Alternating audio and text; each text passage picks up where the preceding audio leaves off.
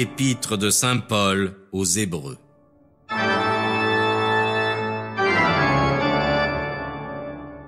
Après avoir, à bien des reprises et de bien des manières, parlé autrefois à nos pères par les prophètes, Dieu, dans ces derniers temps, nous a parlé par le Fils, qu'il a établi héritier de toutes choses, par lequel aussi il a fait les mondes, et qui étant la splendeur de sa gloire et l'empreinte de sa substance, et soutenant toutes choses par la parole de sa puissance, après avoir opéré la purification des péchés, s'est assis à la droite de la majesté, au plus haut des cieux, devenu d'autant supérieur aux anges qu'il a hérité d'un nom plus excellent que le leur. Car auquel des anges a-t-il jamais dit « Tu es mon fils, je t'ai engendré aujourd'hui » et encore « Je serai son père et il sera mon fils » Et de nouveau, lorsqu'il introduit son premier-né dans le monde, il dit que tous les anges de Dieu l'adorent. À la vérité, quant aux anges, il dit « Celui qui fait de ses anges des vents et de ses ministres une flamme de feu. Mais quant au Fils, ton trône, ô Dieu, est dans les siècles des siècles.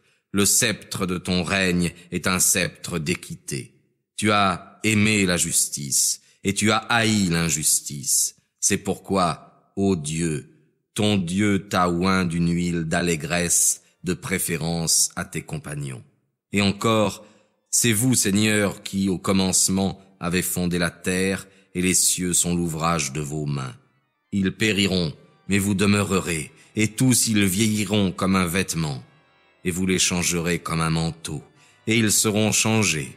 Mais vous êtes le même, et vos années ne finiront pas. Auquel des anges a-t-il jamais dit « Assieds-toi à ma droite, jusqu'à ce que je fasse de tes ennemis l'escabeau de tes pieds » Ne sont-ils pas tous des esprits qui servent, envoyés pour exercer un ministère en faveur de ceux qui doivent recevoir l'héritage du salut ?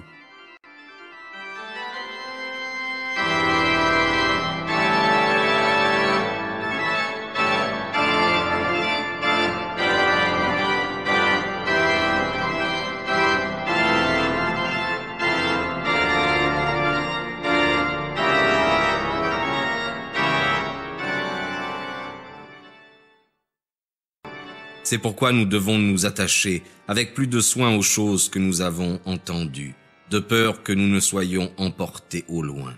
Car si la parole qui a été annoncée par les anges est demeurée ferme, et si toute transgression et toute désobéissance a reçu la juste rétribution qui lui était due, comment échapperons-nous si nous négligeons un si grand salut qui, après avoir été annoncé d'abord par le Seigneur, nous a été confirmé par ceux qui l'ont entendu de lui, et dont Dieu a appuyé le témoignage par des signes et des prodiges, par les différents effets de sa puissance, et par la distribution des grâces du Saint-Esprit comme il lui a plu.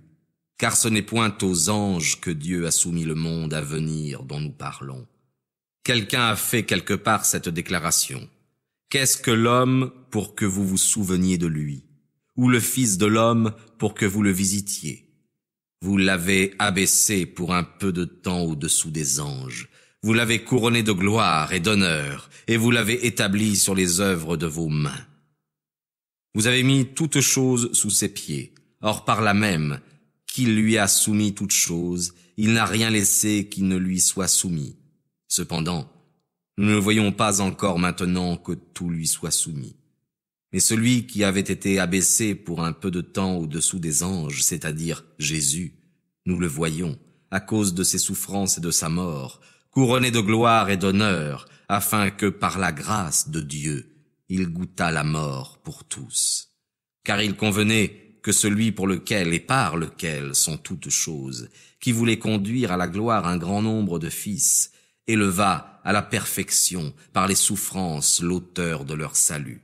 Car celui qui sanctifie et ceux qui sont sanctifiés sont tous issus d'un seul. C'est pourquoi il ne rougit pas de les appeler frères, disant « J'annoncerai votre nom à mes frères, je vous louerai au milieu de l'assemblée. Et encore, je mettrai ma confiance en lui. Et encore, me voici, moi, et les enfants que Dieu m'a donnés. Puis donc que les enfants ont en partage la chair et le sang, il y a également participé lui-même, afin que, par la mort, il détruisit celui qui avait l'empire de la mort, c'est-à-dire le diable, et qu'il délivra ceux qui, par crainte de la mort, étaient toute leur vie assujettis à la servitude. Car ce n'est pas aux anges qu'il vient en aide, mais il vient en aide à la race d'Abraham. C'est pourquoi il a dû en toutes choses être rendu semblable à ses frères, afin de devenir un pontife miséricordieux et fidèle dans le service de Dieu, pour expier les péchés du peuple. Car c'est par les souffrances et les tentations qu'il a lui-même subies qu'il peut secourir ceux qui sont tentés.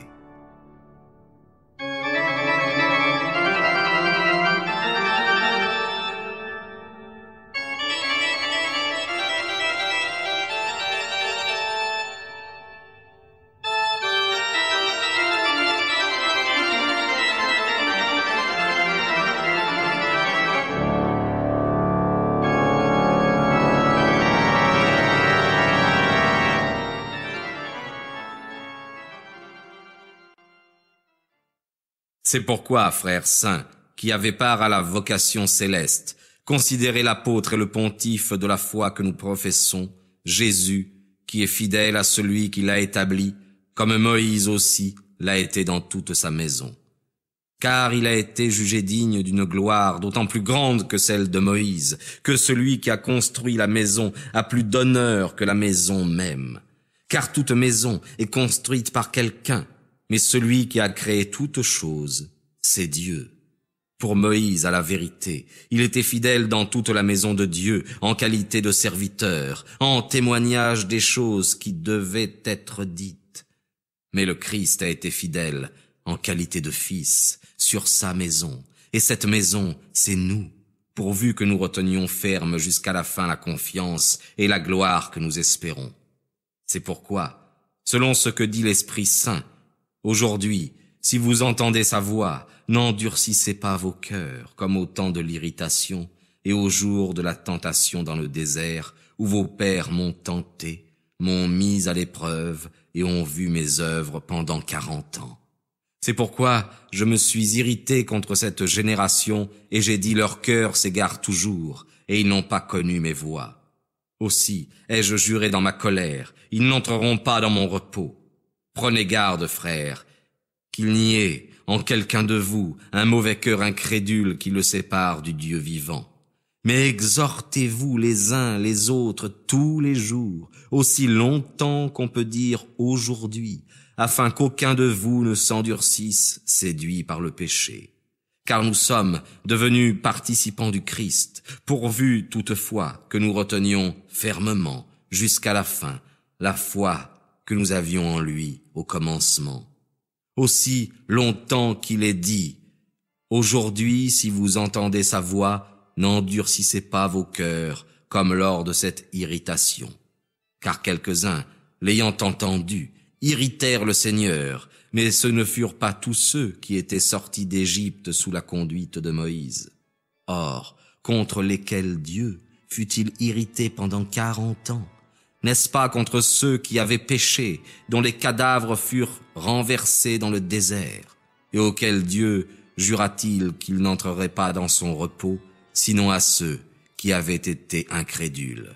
Aussi, voyons-nous qu'ils ne purent y entrer à cause de leur incrédulité.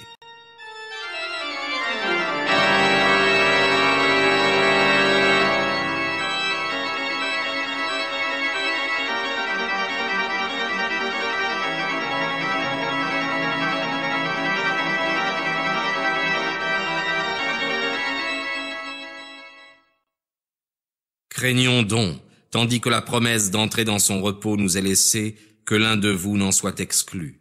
Car elle nous a été annoncée aussi bien qu'à eux. Mais la parole qu'ils entendirent ne leur servit de rien, n'étant pas associée à la foi dans ceux qui l'avaient entendue.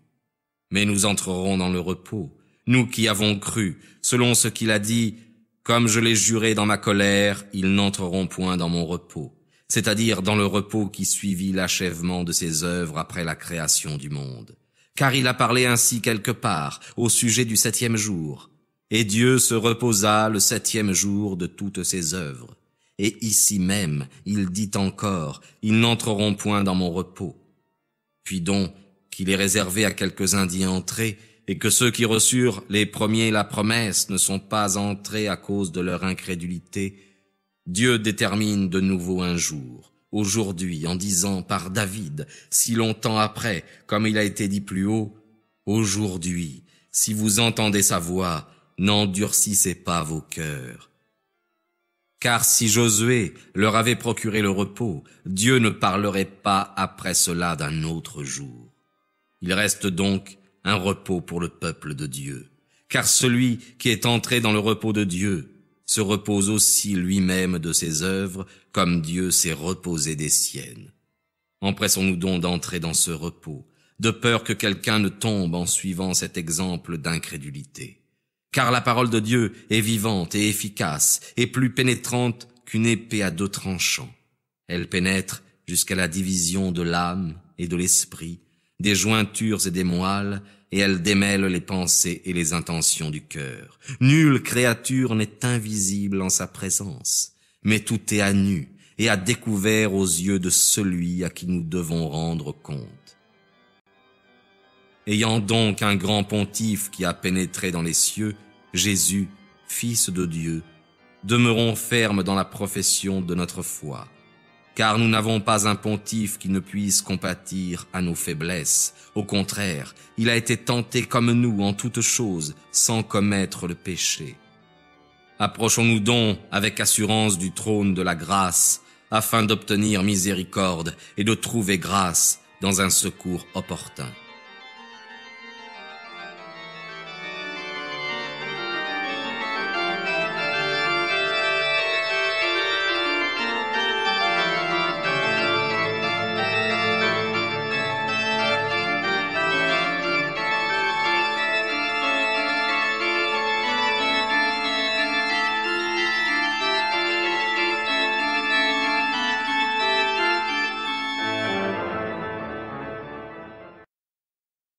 Car tout pontife pris d'entre les hommes est établi pour les hommes en ce qui regarde le culte de Dieu, afin qu'il offre des dons et des sacrifices pour les péchés. Il peut compatir à ceux qui sont dans l'ignorance et dans l'erreur, puisqu'il est lui-même environné de faiblesse. Et c'est pour cela qu'il doit offrir, pour lui-même aussi bien que pour le peuple, des sacrifices pour les péchés. Et nul ne s'attribue à lui-même cet honneur, mais on y est appelé de Dieu, comme Aaron. Et ainsi le Christ ne s'est point arrogé à lui-même la dignité de pontife, mais il a reçu de celui qui lui a dit « Tu es mon fils, je t'ai engendré aujourd'hui ». Comme il dit aussi dans un autre endroit « Tu es prêtre pour l'éternité », selon l'ordre de Melchisédek. Durant les jours de sa chair, ayant offert des prières et des supplications, avec un grand cri et avec des larmes à celui qui voulait le préserver de la mort, il a été exaucé à cause de son respect. Et quoiqu'il fût le Fils de Dieu, il a appris l'obéissance parce qu'il a souffert. Et ayant été élevé à la perfection, il est devenu, pour tous ceux qui lui obéissent, la cause du salut éternel. Dieu l'ayant déclaré pontife, selon l'ordre de Melchisédek. Sur ce sujet, nous avons à dire beaucoup, et des choses difficiles à expliquer, parce que vous êtes devenus lents pour entendre. En effet, lorsque, en raison du temps, vous devriez être maître, vous avez encore besoin qu'on vous enseigne quels sont les premiers éléments de la parole de Dieu, et vous en êtes venus à avoir besoin de lait, non d'une nourriture solide. Quiconque est nourri de lait n'a pas l'expérience de la parole de justice, car c'est un petit enfant. Mais la nourriture solide est pour les parfaits, pour ceux qui ont acquis par la pratique un sens exercé à discerner le bien et le mal.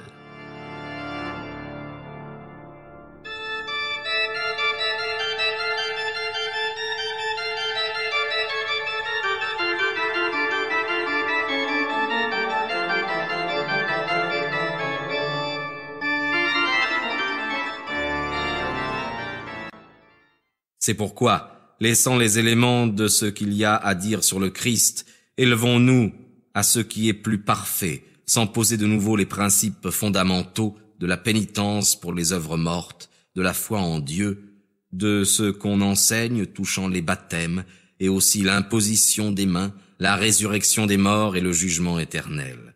Et c'est ce que nous ferons, si toutefois Dieu le permet. Car il est impossible que ceux qui ont été une fois éclairés, qui ont goûté le don céleste, qui ont été rendus participants de l'Esprit Saint, qui ont également goûté la bonne parole de Dieu et les vertus du siècle à venir, et qui sont tombés, soient renouvelés et ramenés à la pénitence. Eux qui crucifient de nouveau pour leur malheur le Fils de Dieu et le livrent à l'ignominie. Car une terre abreuvée par la pluie, qui vient souvent sur elle et qui produit une herbe utile à ceux qui la cultivent, reçoit la bénédiction de Dieu. Mais si elle produit des épines des chardons, elle est réprouvée et bien près d'être maudite. Sa fin sera la combustion. Cependant, nous espérons pour vous, bien-aimés, des choses meilleures et plus rapprochées du salut, quoique nous parlions ainsi. Car Dieu n'est pas injuste pour oublier vos œuvres et l'amour que vous avez témoigné en son nom, ayant rendu et rendant encore des services aux saints. Mais nous désirons que chacun de vous fasse paraître le même zèle à conserver votre espérance entière jusqu'à la fin, de sorte que vous ne vous relâchiez point, mais que vous deveniez les imitateurs de ceux qui, par la foi et la patience, hériteront des promesses. Lorsque Dieu fit la promesse à Abraham, n'ayant pas de plus grand que lui par qui il put jurer, il jura par lui-même, et il dit, « Oui, je te bénirai abondamment, et je multiplierai ta postérité. » Et ainsi, Abraham, ayant attendu avec patience, obtint l'effet de la promesse. Car les hommes jurent par celui qui est plus grand qu'eux, et le serment, qui sert de garantie, met fin à tous leurs différends. C'est pourquoi Dieu, voulant montrer avec plus d'évidence aux héritiers de la promesse le caractère immuable de sa résolution, fit intervenir le serment, afin que, par deux choses immuables, dans lesquelles il est impossible que Dieu mente, nous ayons une très forte consolation, nous qui avons mis notre refuge dans l'acquisition des biens qui nous sont proposés par l'espérance. Cette espérance, nous la gardons comme l'encre solide et ferme de notre âme. Elle pénètre jusqu'au dedans du voile, où Jésus, comme précurseur, est entré pour nous, ayant été fait pontife pour l'éternité, selon l'ordre de Melchisédek.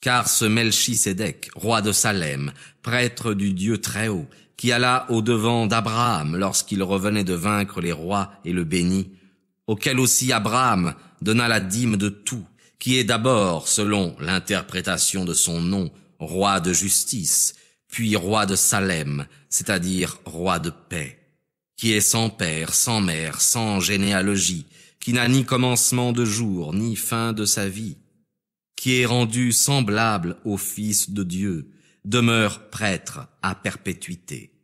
Considérez combien est grand cet homme auquel le patriarche Abraham donna la dîme des plus riches dépouilles. Ceux des fils de Lévi qui reçoivent le sacerdoce ont, d'après la loi, l'ordre de lever la dîme sur le peuple, c'est-à-dire sur leurs frères, quoique ceux-ci soient sortis aussi des reins d'Abraham. Mais celui dont la génération n'est point comptée parmi eux, a levé la dîme sur Abraham et a béni celui qui avait les promesses. Or, c'est sans contredit l'inférieur qui est béni par le supérieur. Et ici, ce sont des hommes mortels qui reçoivent la dîme, mais là, c'est quelqu'un dont il est attesté qu'il est vivant. Et pour ainsi dire, Lévi lui-même, qui a perçu la dîme, l'a payée par Abraham. Car il était encore dans les reins de son père lorsque Melchisédek vint au-devant de lui.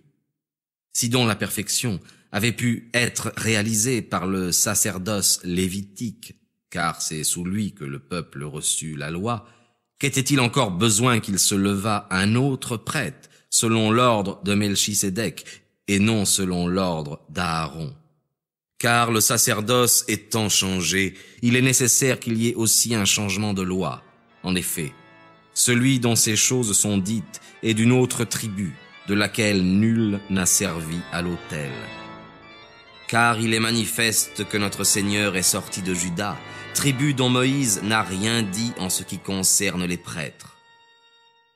Et cela est encore plus manifeste s'il se lève un autre prêtre à la ressemblance de Melchisédek, établi non pas d'après la loi d'une ordonnance charnelle, mais selon la puissance d'une vie indissoluble. Car l'Écriture rend ce témoignage: tu es prêtre pour l'éternité selon l'ordre de Melchisédek.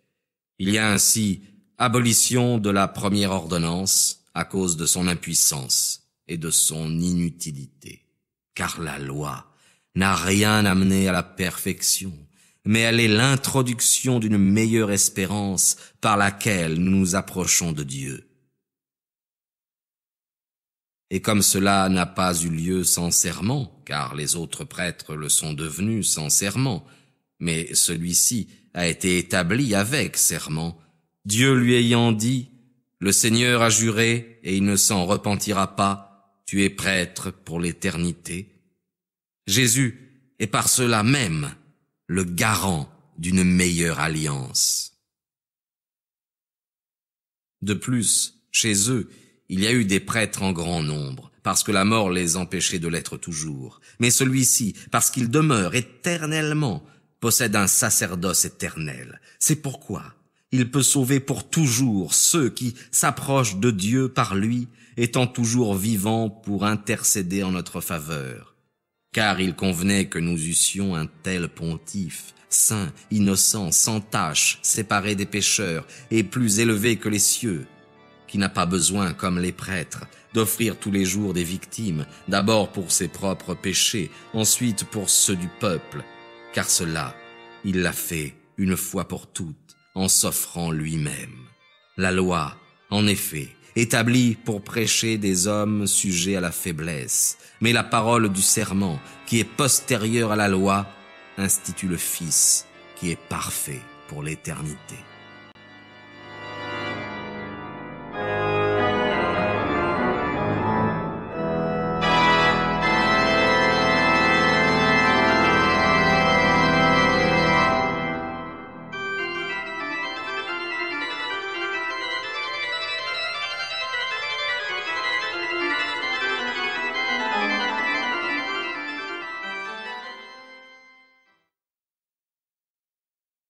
Point capital dans ce que nous disons.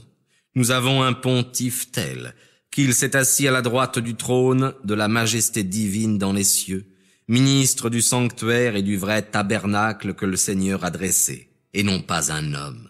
Car tout pontife est établi pour offrir des dons et des victimes. C'est pourquoi il est nécessaire que celui-ci ait aussi quelque chose à offrir. Si donc il était sur la terre, il ne serait pas même prêtre, puisqu'il s'y trouve déjà ceux qui offrent des oblations selon la loi, lesquels exercent un culte qui n'est qu'une figure et une ombre des choses du ciel, ainsi qu'il fut répondu à Moïse lorsqu'il allait construire le tabernacle. « Vois, dit Dieu, fais toutes choses selon le modèle qui t'a été montré sur la montagne. » Mais notre pontife a reçu un ministère d'autant plus excellent qu'il est le médiateur d'une meilleure alliance, établie sur de meilleures promesses. En effet, si la première alliance avait été sans défaut, il n'y aurait pas eu lieu d'en substituer une seconde.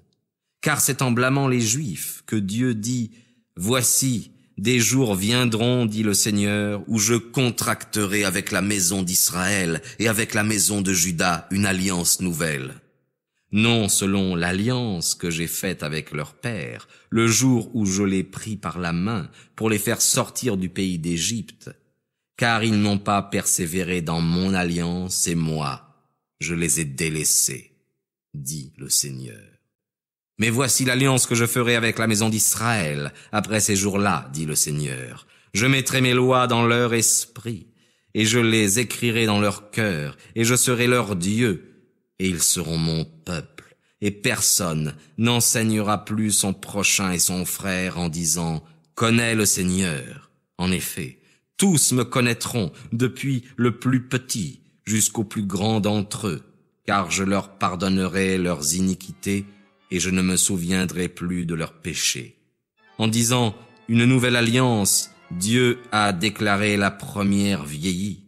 Or, ce qui devient ancien et qui vieillit est proche de sa fin.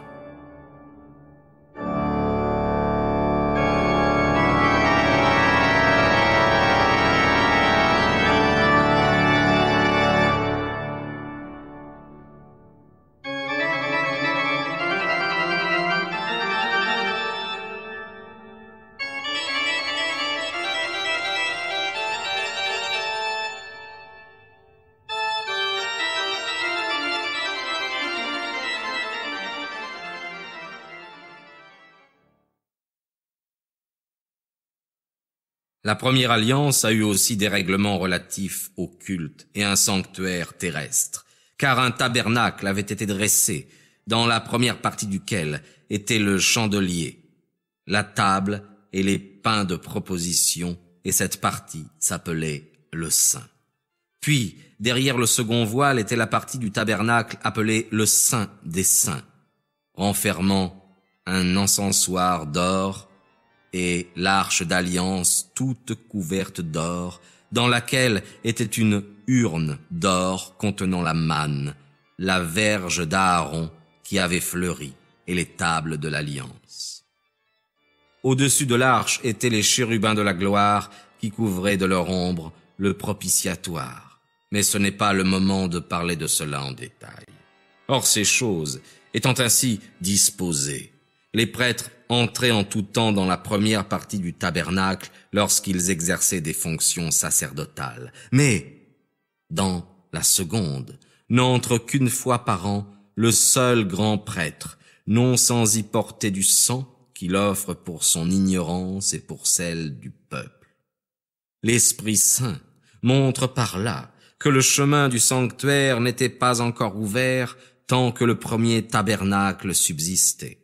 C'est une figure pour le temps présent, où l'on offre des dons et des victimes qui ne peuvent rendre parfait selon la conscience celui qui rend ce culte, puisqu'il ne consistait qu'en mets et en breuvages, et en diverses ablutions, et en des cérémonies charnelles, imposées seulement jusqu'à une époque de réforme. Mais le Christ étant venu comme pontife des biens futurs, a traversé un tabernacle plus grand et plus parfait, qui n'a pas été fait de main d'homme, c'est-à-dire qui n'appartient point à cette création.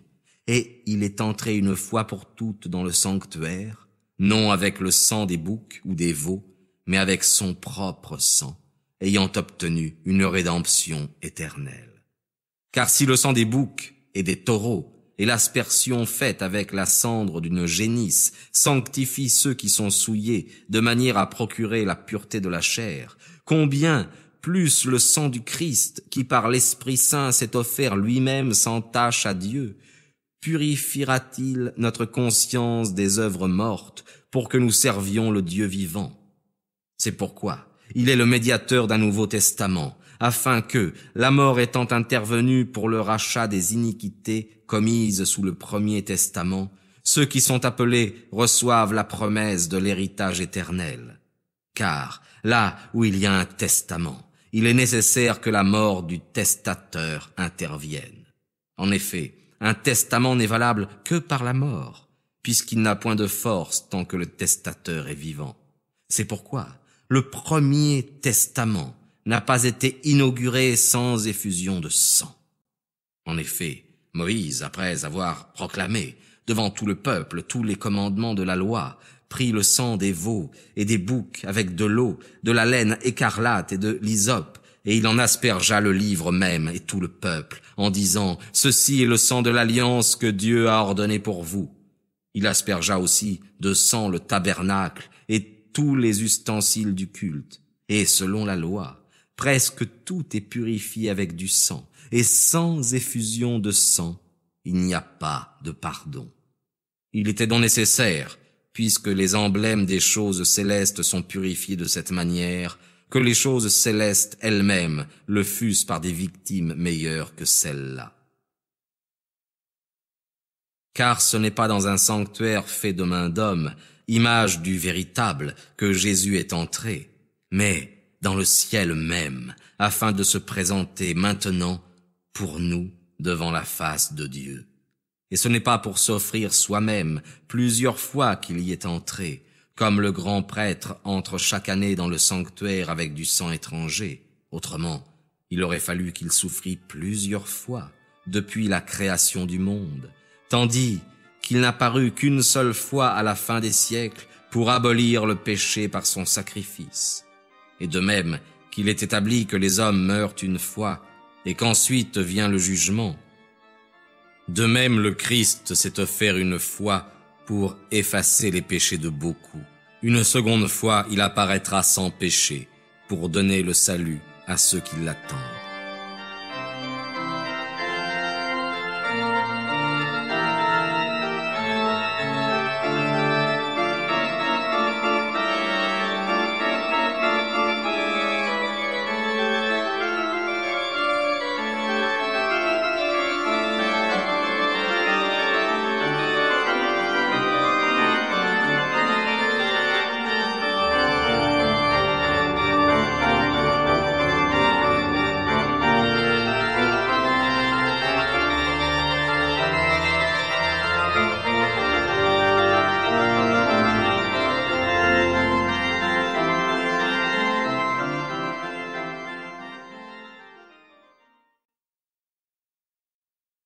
En effet, la loi, qui n'a que l'ombre des biens à venir, et non l'image même des choses, ne peut jamais, par ces mêmes sacrifices qu'on offre perpétuellement chaque année, rendre parfaits ceux qui s'approchent de l'autel. Autrement, on aurait cessé de les offrir, parce que ceux qui rendent ce culte n'auraient plus eu aucune conscience de leurs péchés, ayant été une fois purifiés. Et cependant, par ces sacrifices, le souvenir des péchés est rappelé chaque année, car il est impossible que le sang des taureaux et des boucs enlève les péchés. C'est pourquoi le Christ, entrant dans le monde, dit « Vous n'avez pas voulu de sacrifice ni d'offrande, mais vous m'avez formé un corps. Les holocaustes et les sacrifices pour le péché ne vous ont pas plu. Alors j'ai dit « Voici, je viens selon qu'il est écrit de moi dans le rouleau du livre pour faire, ô Dieu, votre volonté. » Après avoir dit d'abord, vous n'avez pas voulu de sacrifices et d'offrandes, non plus que les holocaustes et les sacrifices pour le péché, et vous n'avez pas agréé ces choses qu'on offre selon la loi. Il ajoute, voici, je viens pour faire, ô Dieu, votre volonté. Il abolit ainsi la première chose pour établir la seconde. C'est en vertu de cette volonté que nous avons été sanctifiés par l'oblation du corps de Jésus-Christ une fois pour toutes. Et tandis que tout prêtre se tient debout chaque jour, faisant le service et offrant plusieurs fois les mêmes victimes qui ne peuvent jamais enlever les péchés, celui-ci, après avoir offert une seule victime pour les péchés, s'est assis pour toujours à la droite de Dieu, attendant désormais que ses ennemis soient devenus son marchepied. Car, par une seule oblation, il a amené à la perfection pour toujours ceux qui sont sanctifiés. C'est ce que l'Esprit Saint nous atteste lui-même, car après avoir dit « Voici l'alliance que je ferai avec eux après ces jours-là, dit le Seigneur. Je mettrai mes lois dans leur cœur et je les écrirai dans leur esprit. » Et il ajoute « Et je ne me souviendrai plus de leurs péchés, ni de leurs iniquités. » Or là où il y a rémission des péchés, il n'est plus besoin d'oblation pour le péché. Ainsi donc, mes frères, puisque nous avons l'assurance d'entrer dans le sanctuaire par le sang du Christ, par la voie nouvelle et vivante qu'il a inaugurée pour nous à travers le voile, c'est-à-dire à travers sa chair, et que nous avons un grand prêtre établi sur la maison de Dieu, approchons-nous avec un cœur sincère, dans la plénitude de la foi, le cœur purifié des souillures d'une mauvaise conscience et le corps lavé d'une eau pure. Retenons fermement la confession de notre espérance, car celui qui nous a fait la promesse est fidèle. Et considérons-nous les uns les autres pour nous exciter à la charité et aux bonnes œuvres. N'abandonnons pas nos assemblées, comme quelques-uns ont coutume de faire, mais nous exhortons les uns les autres, et cela d'autant plus que vous voyez s'approcher le jour. Car si nous péchons volontairement après avoir reçu la connaissance de la vérité, il ne reste plus désormais de sacrifice pour les péchés, mais une attente effroyable du jugement et l'ardeur d'un feu qui doit dévorer les adversaires. Celui qui a violé la loi de Moïse meurt sans miséricorde sur la déposition de 2 ou 3 témoins. De quel pire supplice pensez-vous que sera jugé digne celui qui aura foulé aux pieds le Fils de Dieu, qui aura tenu pour profane le sang de l'alliance par lequel il a été sanctifié, et qui aura outragé l'esprit de la grâce? Car nous connaissons celui qui a dit « À moi la vengeance, à moi la rétribution ».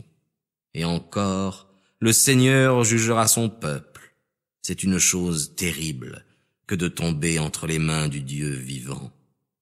Rappelez-en votre mémoire ces premiers jours, où après avoir été illuminés, vous avez soutenu un grand combat de souffrance, d'une part exposé comme en spectacle aux opprobes et aux tribulations, et de l'autre prenant part aux maux de ceux qui étaient traités d'eux-mêmes. Car vous avez eu de la compassion pour les prisonniers, et vous avez accepté avec joie la perte de vos biens, sachant que vous aviez une richesse meilleure et permanente. N'abandonnez donc pas votre confiance qui aura une grande rémunération. En effet, la patience vous est nécessaire afin que, faisant la volonté de Dieu, vous obteniez ce qui vous est promis. Encore bien peu de temps, et celui qui doit venir viendra. Il ne tardera pas. Or, mon juste vit de la foi, mais s'il se retire, il ne plaira pas à mon âme. Pour nous ne sommes pas de ceux qui se retirent pour leur ruine, mais de ceux qui gardent la foi pour sauver leur âme.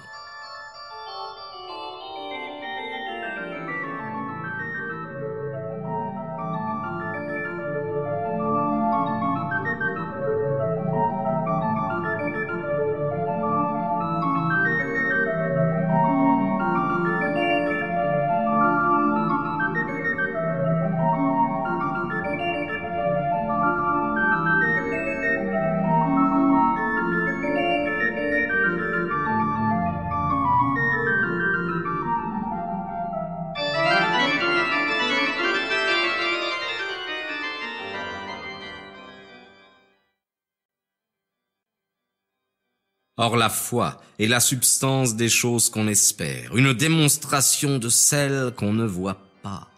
C'est par elle que les anciens ont obtenu un bon témoignage. C'est par la foi que nous savons que le monde a été formé par la parole de Dieu, en sorte que ce qui était invisible est devenu visible.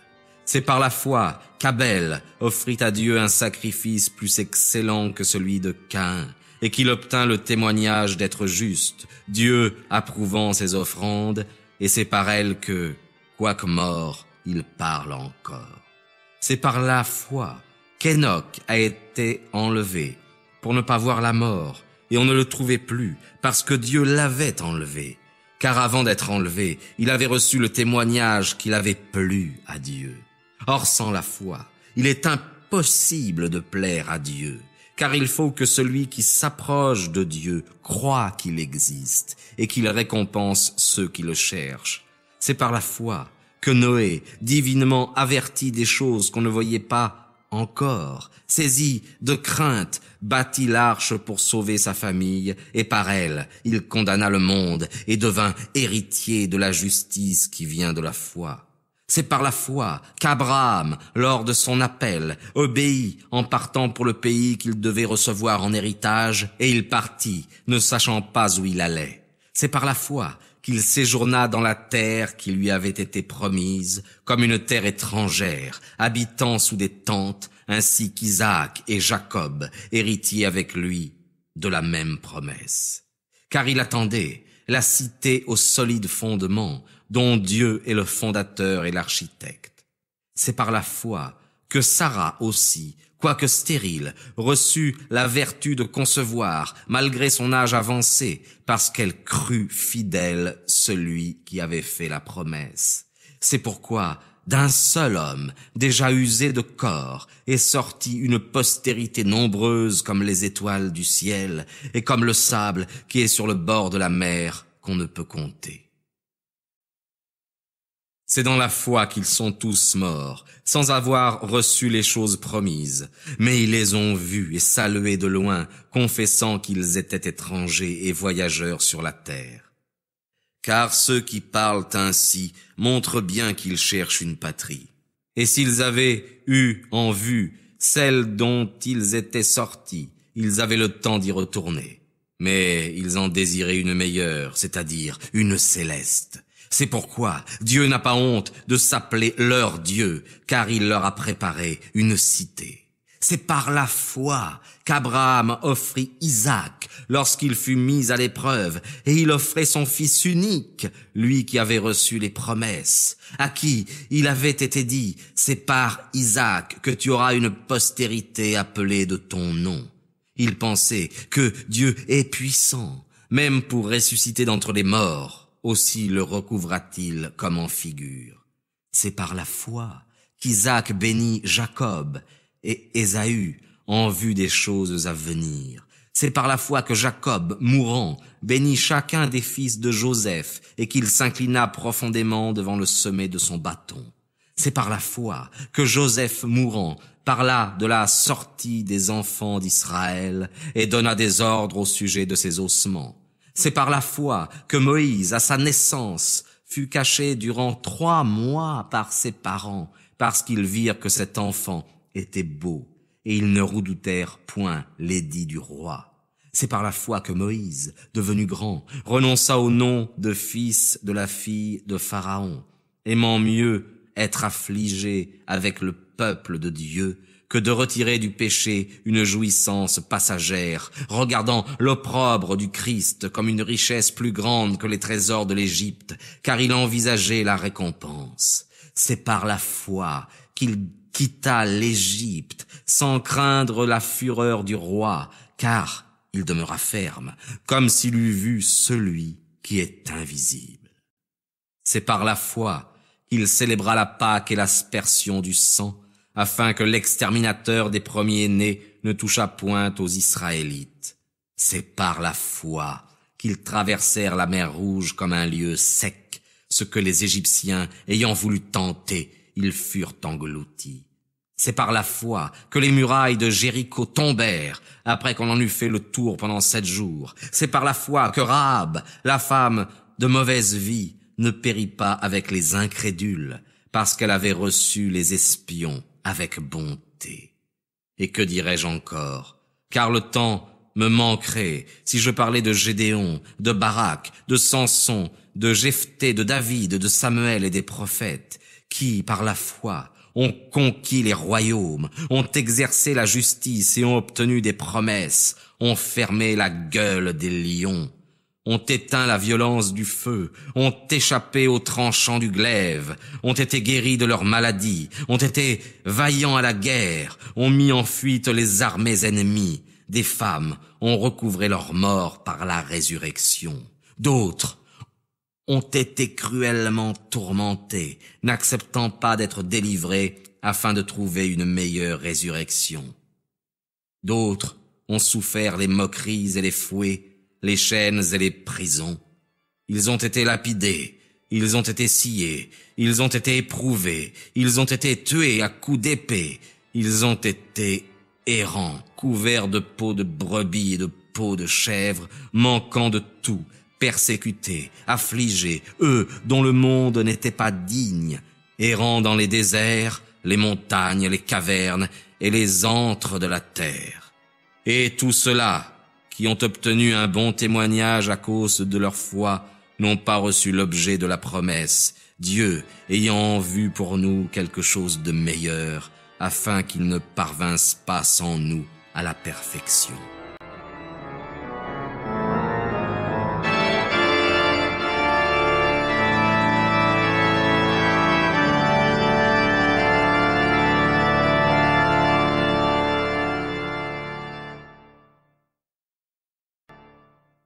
Nous donc aussi, puisque nous sommes environnés d'une si grande nuée de témoins, rejetant tout fardeau et le péché qui nous entoure, courons avec persévérance dans la carrière qui nous est ouverte, les yeux fixés sur l'auteur et le consommateur de la foi, Jésus, qui au lieu de la joie qu'il avait devant lui, a souffert la croix, méprisant l'ignominie, et s'est assis à la droite du trône de Dieu. Considérez en effet celui qui a supporté contre lui-même de la part des pécheurs une telle contradiction, afin que vous ne vous lassiez point, l'âme découragée, car vous n'avez pas encore résisté jusqu'au sang en combattant contre le péché. Et vous avez oublié l'exhortation qui vous est adressée comme à des fils en ces termes. Mon fils, ne néglige pas le châtiment du Seigneur et ne te laisse pas abattre lorsqu'il te reprend. Car le Seigneur châtie celui qu'il aime, et il frappe de verge tout fils qu'il reconnaît comme sien. Ne vous découragez pas dans le châtiment. Dieu vous traite comme des fils, car quel est le fils que son père ne châtie point? Et si vous êtes exempt du châtiment, auquel tous les autres ont part, c'est que vous êtes illégitimes et non de vrais fils. Et puis, si nos pères, selon la chair, nous ont châtiés, et si nous les avons respectés, ne devons-nous pas à plus forte raison être soumis au Père des esprits pour avoir la vie? Car ceux-là nous châtiaient pour peu de jours, comme il leur plaisait. Lui, il le fait pour notre bien, afin que nous participions à sa sainteté. Tout châtiment, il est vrai, ne paraît pas être au premier moment un sujet de joie, mais de tristesse. Toutefois, il produit ensuite un fruit paisible de justice pour ceux qui ont été ainsi exercés. Relevez donc vos mains languissantes et vos genoux qui fléchissent, et faites à vos pieds des chemins droits, afin que celui qui est boiteux ne s'égare pas, mais plutôt qu'il soit guéri. Recherchez la paix avec tous, et la sainteté sans laquelle personne ne verra Dieu. Veillez à ce que personne ne manque à la grâce de Dieu, à ce qu'aucune racine d'amertume poussant des rejetons n'empêche la bonne semence, et que beaucoup n'en soient souillés. Que personne ne soit impur ou profane, comme Ésaü, qui pour un mets vendit son droit d'aînesse.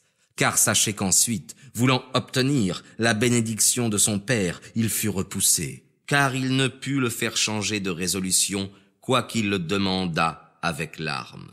Car vous ne vous êtes pas approché d'une montagne qu'on pût toucher, ni du feu ardent, ni de l'obscurité, et des ténèbres et de la tempête, ni du son de la trompette, ni du bruit des paroles, bruit tel que ceux qui l'entendirent demandèrent qu'on ne leur parlât plus.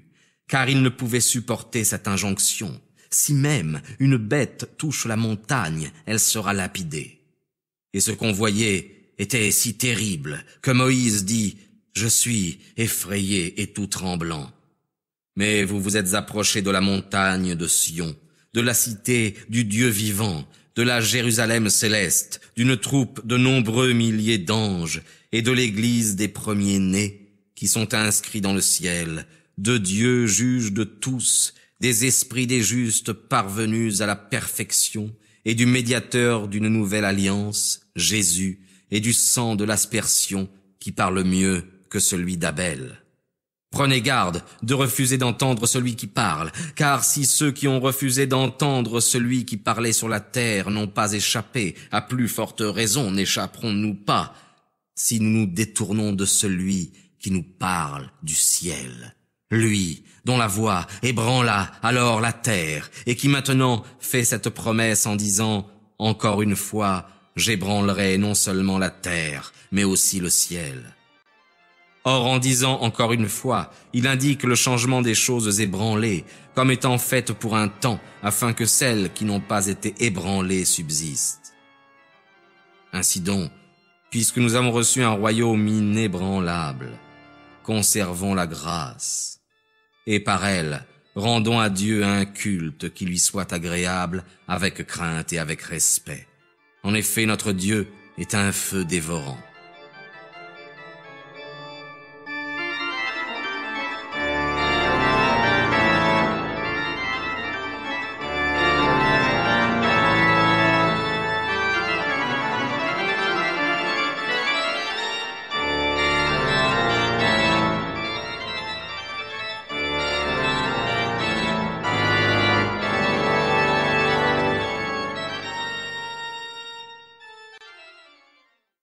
Que la charité fraternelle demeure parmi vous.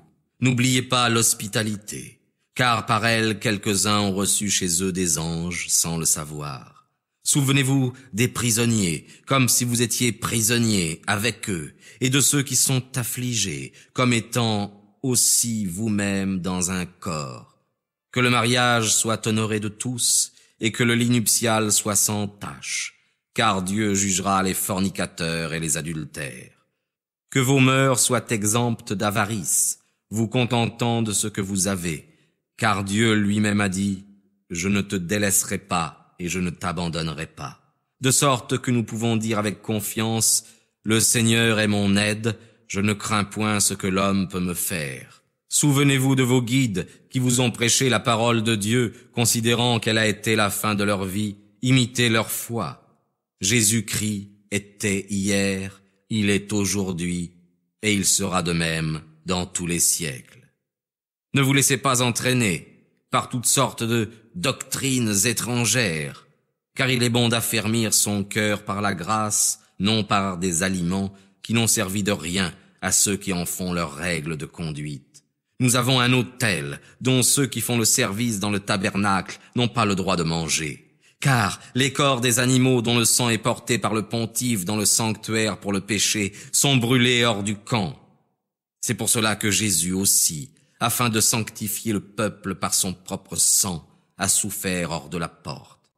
Sortons donc hors du camp pour aller à lui en portant son opprobre, car nous n'avons point ici de cité permanente, mais nous cherchons celle qui est à venir. Offrons donc par lui sans cesse à Dieu un sacrifice de louange, c'est-à-dire le fruit de lèvres qui confesse son nom. N'oubliez pas la bienfaisance et la libéralité, car c'est par de tels sacrifices que l'on se rend Dieu favorable. Obéissez à vos guides et soyez-leur soumis, car ils veillent, comme devant rendre compte pour vos âmes, et il faut qu'ils le fassent avec joie et non en gémissant, ce qui ne vous serait pas avantageux. Priez pour nous, car nous sommes certains d'avoir une bonne conscience, voulant en toutes choses nous bien conduire. Et je vous conjure avec une nouvelle instance de le faire, afin que je vous sois plutôt rendu. Que le Dieu de la paix, qui a ramené d'entre les morts celui qui par le sang de l'alliance éternelle est devenu le grand pasteur des brebis, notre Seigneur Jésus-Christ, vous rende capable de tout bien, afin que vous fassiez sa volonté, en opérant en vous ce qui lui est agréable, par Jésus-Christ, auquel soit la gloire dans les siècles des siècles. Amen. Je vous prie, mes frères, de supporter cette parole de consolation, car je vous ai écrit en peu de mots. Sachez que notre frère Timothée a été mis en liberté. S'il vient bientôt, j'irai vous voir avec lui. Saluez tous ceux qui vous conduisent et tous les saints. Les frères d'Italie vous saluent. Que la grâce soit avec vous tous. Amen.